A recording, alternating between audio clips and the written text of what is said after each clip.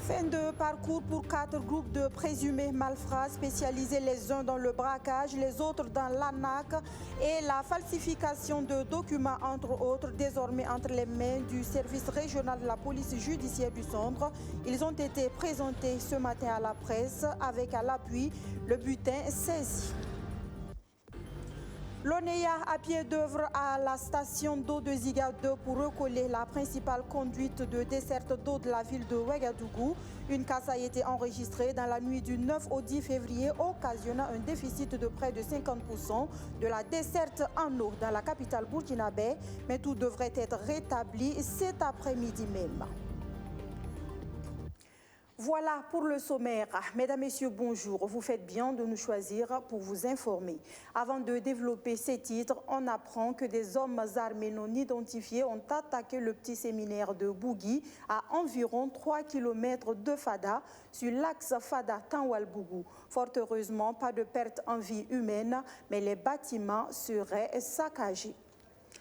Les forces de défense et de sécurité encore interpellées, comme annoncé en titre, le service régional de la police judiciaire du centre vient de mettre la main sur 4 réseaux de présumés délinquants qui opéraient dans la ville de Ouagadougou. 2 de ces réseaux faisaient dans le braquage, notamment dans les attaques à main armée dans les lieux de commerce.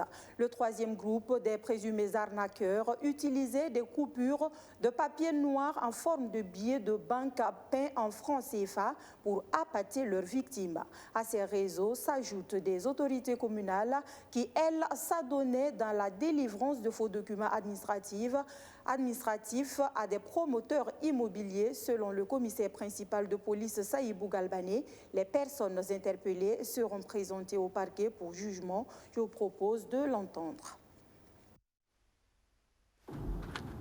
Les autorités municipales d'un arrondissement de la ville de Ouagadougou se sont adonnées avec des sociétés immobilières à des farmes de sténola. Pour ceux qui ne connaissent pas, on ne peut pas voler une parcelle parce que c'est un bien immobilier. On ne peut pas déplacer une parcelle. Donc, quand on fait du faux, ou bien en tout cas on essaie de trafiquer du faux dans la parcelle, on parle de sténola et non maintenant d'escroquerie ou d'abus de confiance. Donc, c'est ce que certaines autorités municipales se sont adonnées parce qu'une société immobilière aurait acquis la parcelle et que d'autres sont passés par des moyens de corruption où ils ont donné des parcelles et des sommes de 400, en tout cas à plus que ça, à des conseillers et d'autres autorités municipales pour pouvoir acquérir la même parcelle qu'une autre société immobilière avait pu acquérir. L'enquête avait été menée, mais je pense que ça n'a pas abouti et on nous a confié l'enquête et Dieu merci, avec la contribution des uns et des autres, l'enquête a abouti et qu'aujourd'hui, ils seront présentés au parquet. C'est ça qu'ils prennent. Et puis, bon, ils insèrent des billets de 10 000 dessus. Et vous dites que non, que c'est des billets de banque non encore, pas fini. Il suffit de mettre un produit pour pouvoir laver. Vous voyez, c'est bien écrit 10 000 et puis ainsi de suite. Donc, on soutire, on prend le soin d'insérer des vrais billets, peints aussi en noir comme ça. Et on lave avec le liquide que je vous ai présenté ici, disant que c'est du mercure rouge. On lave, on vous remet, vous partez, vous dépensez. Vous revenez, si on sent que vous n'êtes pas encore convaincu, ils insèrent encore d'autres billets, on extrait, on vous donne, vous partez consommer. Convaincu, on vous dit, bon, tout ça là, c'est des billets de banque. Vous voyez? Tout ça, tout ce lot-là. Et on dit, bon voilà, est-ce que vous pouvez nous aider à avoir le liquide pour qu'on puisse laver et puis bon, c'est partagé. Convaincu, vous commencez maintenant à vous hypothéquer votre avenir, vos parcelles, tous vos biens. Et voilà, dès qu'on sent qu'ils ont tout récupéré avec vous, ils disparaissent sans laisser de traces. Conviendrez avec moi qu'il y a beaucoup de nationalités. Et ces nationalités-là, c'est difficile de les retrouver. C'est une chance pour nous de mettre la main sur ces 3 nationalités, les 4 nationalités en même temps. Parce que d'autres ont essayé, mais ils n'ont pas pu. Parce que c'est coordonné, et dès que l'autre, en tout cas, sent que la Russie, les autres disparaissent. Voilà. Donc voilà ça, comme ça. On y reviendra plus en détail sur cette arrestation de présumés délinquants. En attendant, direction la gendarmerie nationale, où le lieutenant-colonel Evrard Somda, nouveau chef d'état-major de la gendarmerie, vient de prendre officiellement fonction. Nommé le 1er février dernier, cet officier de 41 ans remplace à ce poste le colonel-major Omer Bambara. Il entend travailler de concert avec toutes les forces de défense et de sécurité à la sécurisation du Burkina Faso face au terrorisme. Les précisions de Arsène Konditamde qui revient tout juste de la gendarmerie. C'est désormais lui, le lieutenant-colonel Evrard Somda, qui tient les rênes de la gendarmerie nationale.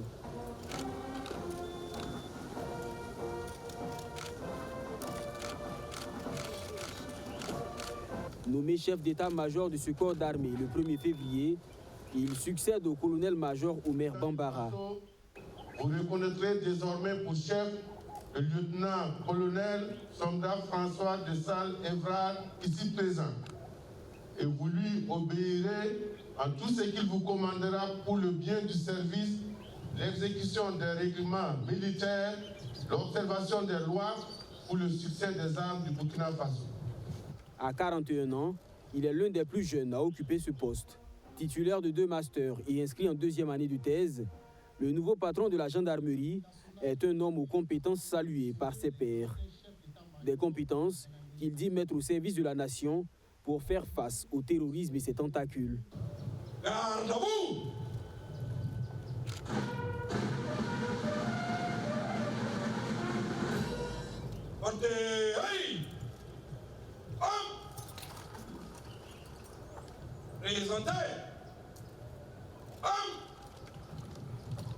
Conformément à l'objectif unique aujourd'hui dans notre pays qui est de restaurer la sécurité au sein des populations et de refonder l'État sur des bases solides.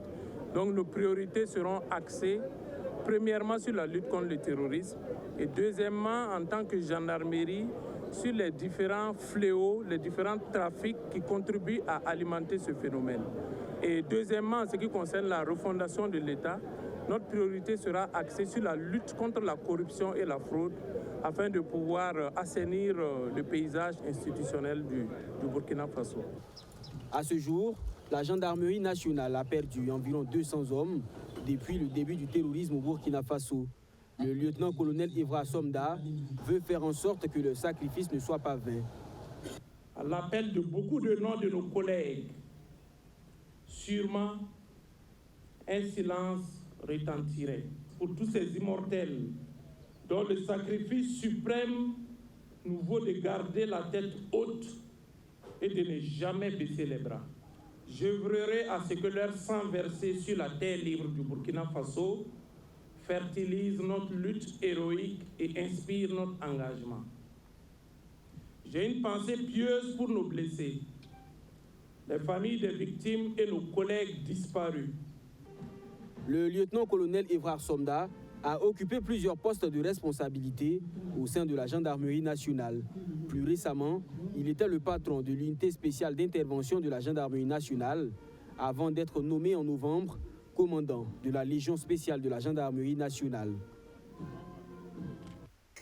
Un changement à la tête de la gendarmerie nationale voulu par nos nouvelles autorités qui veulent implémenter une nouvelle dynamique au Burkina Faso tout entier. Pour y arriver, quelle réforme pour la transition qui se peaufine quand on se rappelle que le chef de l'État, en procédant à l'installation de la commission technique d'élaboration de projets de texte de la charte et l'agenda de la transition a mis l'accent sur la restauration de l'intégrité territoriale, la consolidation de la paix, la bonne gouvernance et le retour à un ordre constitutionnel nouveau. Attention à ne pas tout centraliser sur les militaires, diront des observateurs de la scène politique burkinabé qui égrènent aussi un certain nombre d'ingrédients à prendre nécessairement en compte par la quinzaine d'experts commis à la rédaction de la charte. On voit tout cela avec Roméo Prita. Dans son discours d'installation des membres de la commission technique d'élaboration du projet de texte et de l'agenda de la transition, le chef de l'État leur a suggéré un canevas dans lequel devraient s'inscrire leurs réflexions. Il s'agit de la restauration de l'intégrité territoriale, la consolidation de la paix, par le retour des déplacés internes, la bonne gouvernance et enfin le retour à un ordre constitutionnel nouveau. C'est donc une charte de la transition qui devrait mettre l'accent sur la sécurité, qui constitue un préalable avant toute autre action et réforme, selon les nouvelles autorités. Dans son premier discours à la nation, le chef de l'État invitait d'ailleurs la population à le juger sur les résultats engrangés dans la lutte contre le terrorisme. Mais pour certains analystes, il serait illusoire de penser que les militaires seuls peuvent lutter efficacement contre l'insécurité sans la contribution de la population. Ils attirent alors l'attention des rédacteurs du projet de la charte sur cet aspect. Il faudra que dans la rédaction de cette charte, les experts qui ont été commis et qui me semblent avoir de l'étoffe réfléchissent effectivement à voir comment faire transparaître ce souci d'apaisement. Qu'ils réfléchissent à voir comment faire transparaître dans la charte ce souci de rassemblement déjà exprimé par les nouvelles autorités. Et je me répète, apaisement et rassemblement, ça va aboutir à la réconciliation nationale qui est un corollaire indispensable pour la sécurité. La sécurité, ce n'est pas seulement une question de frontières pérennes et bien garanties, mais c'est aussi la volonté des populations de travailler à vivre ensemble. Aussi, on a compris que l'arrivée des militaires avec des avions, avec des chars, pourrait suffire à régler notre problème. Je crois que nous avons tout faux. Il me semble que ce phénomène-là, nous ne pourrons venir à bout de cela que si effectivement nous organisons une résistance véritablement populaire.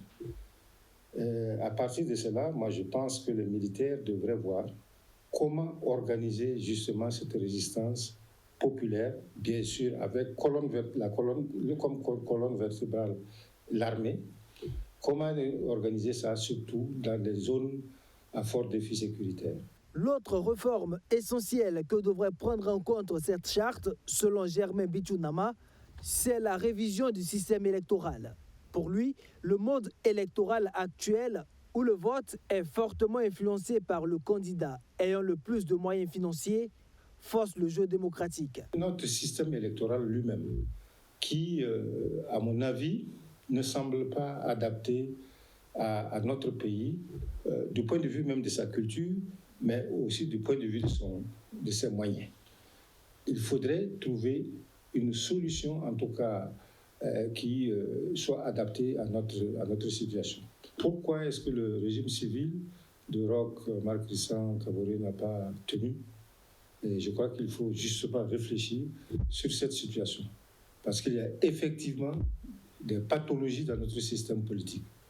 Il faut déceler ces pathologies avec l'aide effectivement de tous les acteurs et trouver la médication qui s'y est. Le portrait du futur Burkina, comme le dit le chef de l'État, c'est aussi la lutte contre l'impunité et la corruption. Ce dernier fléau qui fait perdre à l'État des dizaines de milliards de francs CFA par an. Selon cet analyste, les 15 rédacteurs de la charte tiennent là l'opportunité de renforcer davantage les institutions et les textes de lutte anticorruption. De ce point de vue, je pense qu'il devrait mettre l'accent sur deux piliers, c'est-à-dire renforcer la justice et renforcer les organes de contrôle, tels que l'ASE-LC, leur donner suffisamment les moyens, effectivement, de faire leur travail. Ce n'est pas les militaires eux-mêmes qui vont faire la chasse aux sorcières. Il faut renforcer les institutions chargées, effectivement, de la bonne gouvernance. Et je pense qu'ils auraient contribué à remettre le Burkina sur les rails. Mais pour avoir une charte qui réponde réellement aux aspirations du peuple burkinabé, notre interlocuteur pense que les experts devraient éviter de vouloir faire plaisir aux commanditaires de ces travaux, dont les résultats sont attendus dans 2 semaines. Vous êtes nombreux les habitants de la capitale burkinabé qui souffraient depuis hier de coupures d'eau. Est-elle liée à la casse de la principale conduite d'eau de la station de Ziga 2? On ne saurait le dire pour l'instant, mais depuis hier, les équipes techniques de l'ONEA, l'Office national de l'eau et de l'assainissement sont à pied d'œuvre pour rétablir cette panne survenue dans la nuit du 9 au 10 février dernier. Une situation qui engendre un déficit de la desserte en eau de la ville de Ouagadougou de près de 50%. Le constat de Alexis Belmnaba.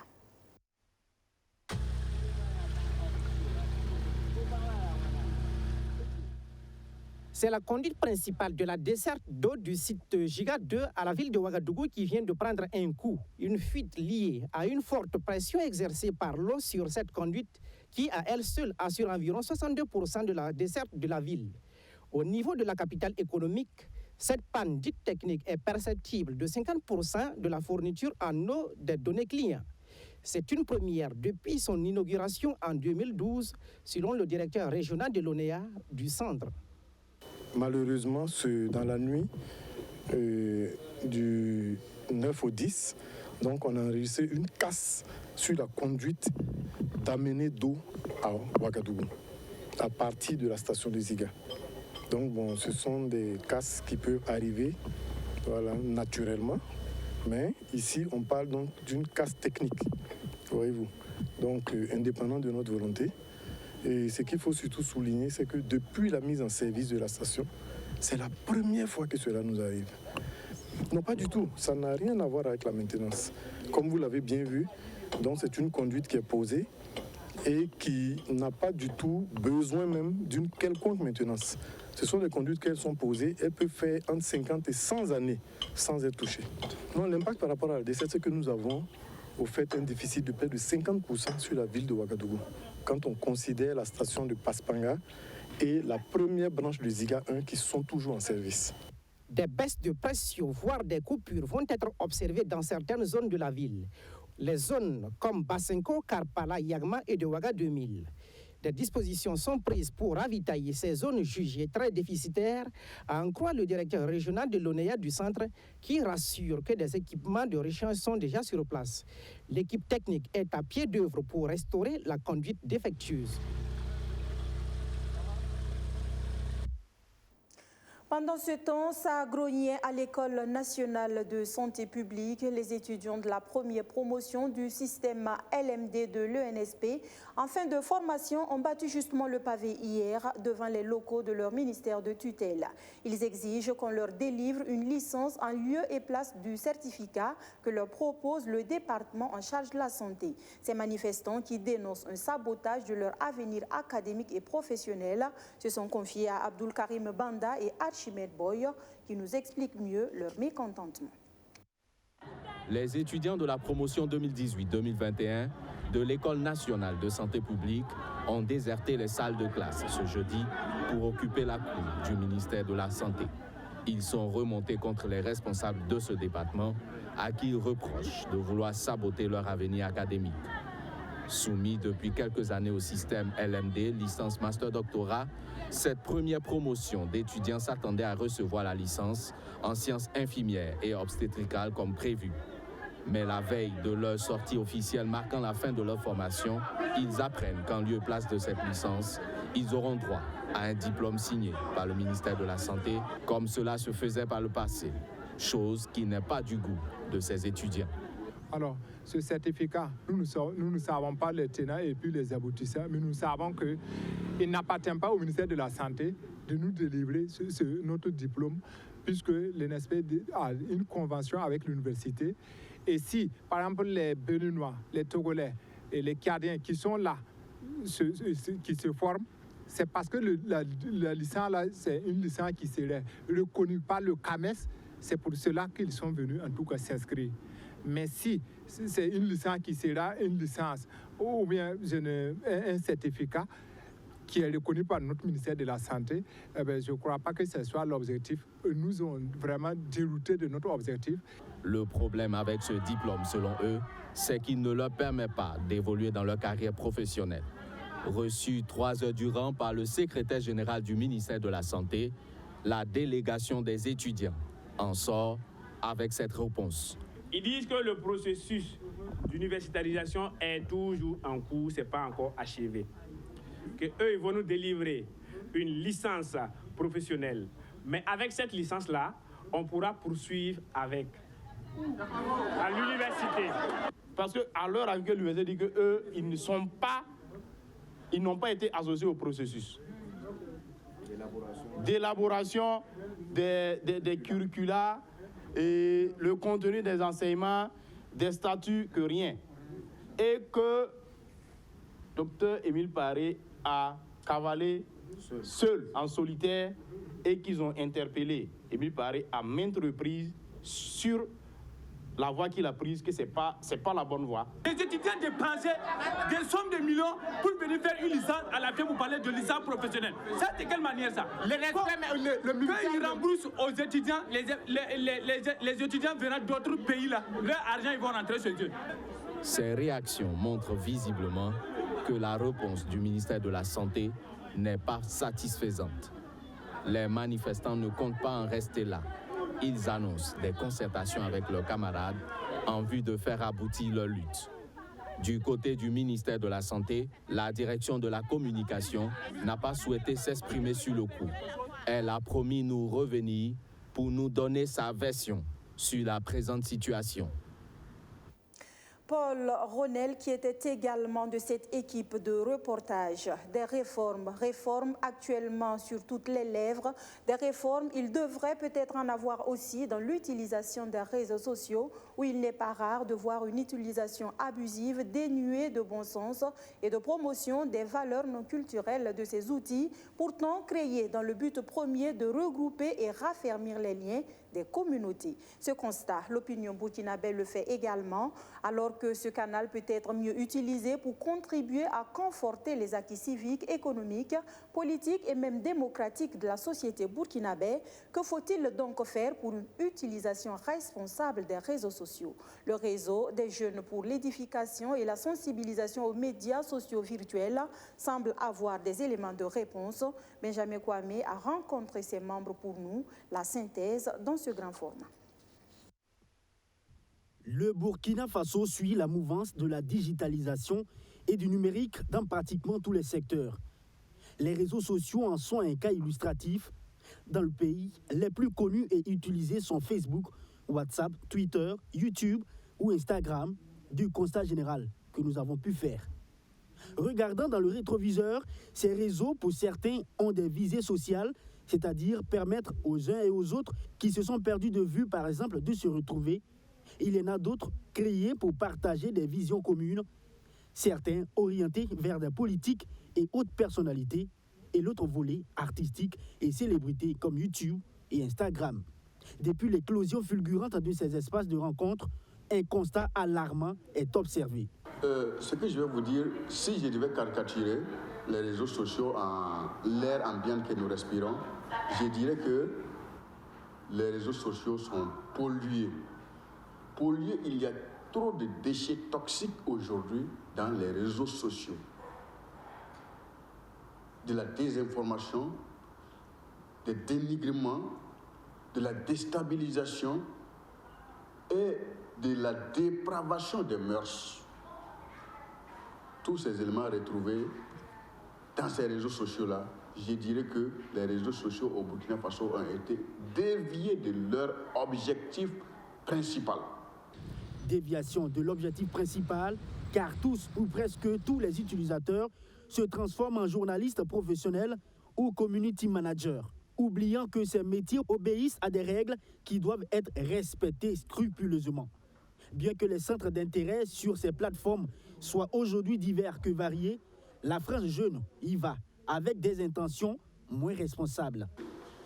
Quand vous prenez les médias sociaux virtuels aujourd'hui, c'est-à-dire que les jeunes, aujourd'hui, ils y vont. Quand ils y vont, c'est pour aller soit regarder des vidéos drôles, aller faire des publications qui riment avec dépravation sexuelle. Pourtant, aujourd'hui, les médias sociaux virtuels dans les pays qui sont développés, les pays qui savent l'importance des médias sociaux virtuels, on sait que c'est un outil. C'est un outil non seulement commercial, c'est un outil de sensibilisation, c'est un outil de formation, c'est un outil d'information.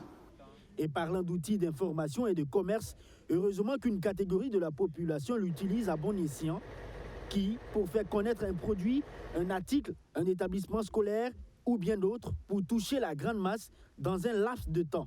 En clair, ces derniers l'utilisent à des fins utiles, pour un mieux-être. C'est aussi un canal pour trouver un emploi, mais ignoré par beaucoup. Il y a un DRH qui me faisait cette confidence.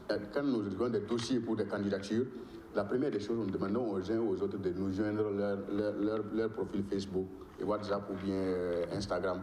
Et la première des choses que nous faisons, c'est d'aller voir quel est le temps que ces gens-là passent sur les réseaux sociaux. Si je trouve qu'on voit que certains passent plus de temps sur les réseaux sociaux, on se demande quel temps ils auront pour travailler et quel temps ils auront pour aller sur les réseaux sociaux. Donc voilà comment, et souvent même déjà, on disqualifie certaines personnes sans pour autant même regarder à l'intérieur de leurs dossiers. Le gouvernement, pour essayer de recadrer les usagers de ces plateformes, a fait voter une loi. Le formateur en gouvernance Internet estime que cette formule n'est pas assez dissuasive. La sensibilisation et surtout l'éducation sur l'usage de ces médias sociaux peuvent faire changer la donne. Je crois que l'autorité au Burkina Faso est allée très vite en besoin, si je peux me le permettre, parce que on a commencé par le bâton.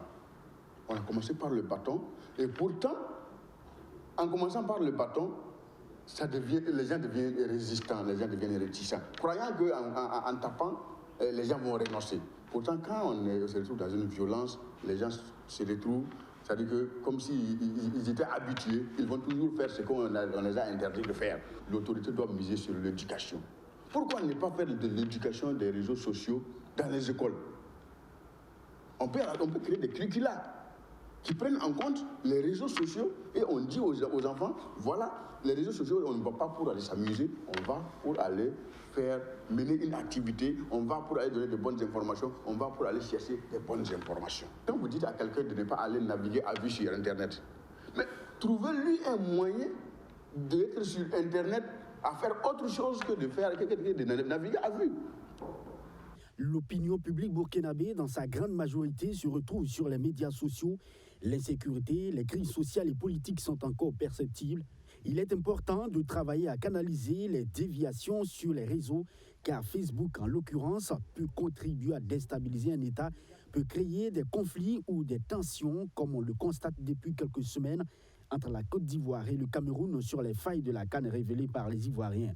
En attendant, le réseau des jeunes pour l'édification et la sensibilisation aux médias sociaux virtuels, qui regroupe des professionnels de l'éducation, de la sécurité informatique, de la psychologie en codage et un réseau informatique, appelle à la responsabilisation de tous dans les publications sur les réseaux sociaux virtuels.